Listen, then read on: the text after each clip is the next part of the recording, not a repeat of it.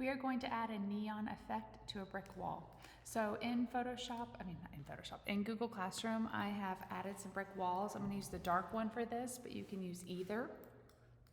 Go ahead and add the brick wall to the background in Photoshop and hit done. Okay, now we're going to type what we want to type. I'm just gonna type neon, but you don't have to, you can type whatever you want.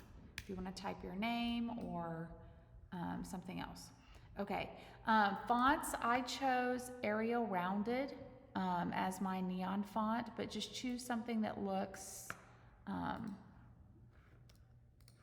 rounded on the edge is what I would recommend, but it's up to you guys. Let's make it a little larger. Okay, and this is something I can work with. I made my neon pink, but you guys can make it green or yellow or whatever you want, okay? And then I'm gonna go ahead and add my example, which again, you guys do not have to do. This is just for my purposes.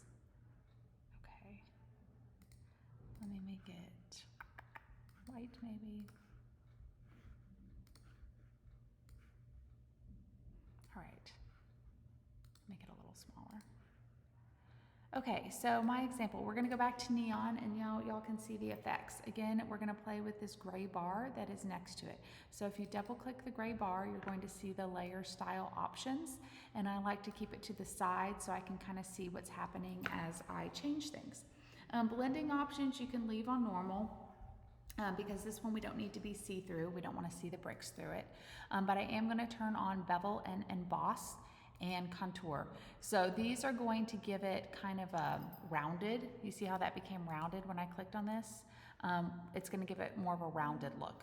So we want inner bevel, meaning it's rounded on the inside of the letters. Smooth. I kind of kept it at low depth, size, and soften, but you can play with those till they look good to you. The lighting, I did white as my one highlight color, and I did red as kind of my color burn. So I chose vivid light for the white and color burn for the red, but again, you guys customize it till it looks, it's supposed to look rounded. Now we're going to turn on an inner glow.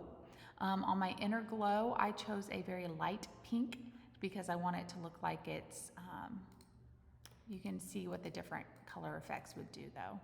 Just play around with it till it looks to you like it would be on a neon light.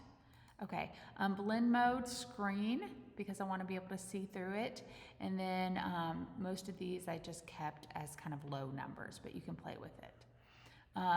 And then we probably want some sort of drop shadow just to give it a little bit. You can see how it gives it a little bit of background, like it's popping off the wall. I like to leave my shadows normally on a very dark blue, but again, you can play around with it. And then we definitely want an outer glow on this. Outer glow will give it the effect that it's neon, that it's glowing.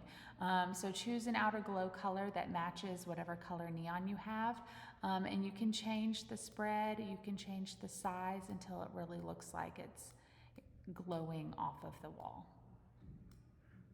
All right, it should look 3D when you're finished. It should have a glow around it. And go ahead and take a screenshot to turn this in.